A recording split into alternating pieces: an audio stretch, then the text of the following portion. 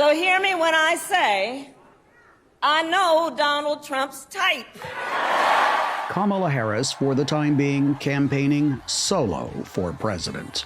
Among those under consideration to join her as the party's vice presidential candidate are a bunch of governors, including Roy Cooper of North Carolina, a Democrat who won twice when his state chose Republican Donald Trump for president, and Josh Shapiro of Pennsylvania, which both parties consider a must-win state in November.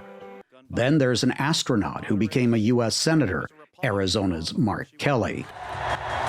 With the Democratic National Convention just weeks away, it will be a rushed process. The danger of an accelerated process is that things will be overlooked, mistakes will be made that a more leisurely process would have prevented. But she has no choice. She has to do it fast and get it right. There's no science to getting it right. It's about selecting someone who can attract the most votes, especially in the handful of swing states likely to determine the outcome. Ready, get set, go. Ready, go.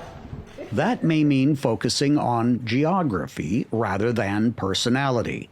I think someone from the Midwest or even from the South would be a good choice. Andy Beshear, he's a governor from Kentucky. I think he would make a good choice. We want to make sure that we're balancing out the ticket because we have someone from California.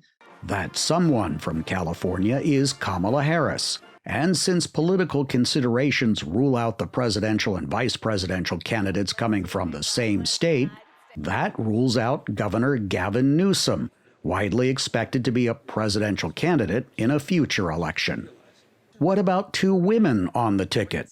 Gretchen Whitmer is governor of the important swing state of Michigan, but does not appear keen to make history that way. I am not leaving Michigan. I'm proud to be the governor of Michigan. I've been consistent. I know everyone is always suspicious and asking this question over and over again. I know you're doing your job. I'm not going anywhere. Popularity as a governor or success in Congress does not guarantee making a big splash as a running mate, notes the author of 2 books about the vice presidency, Joel K. Goldstein.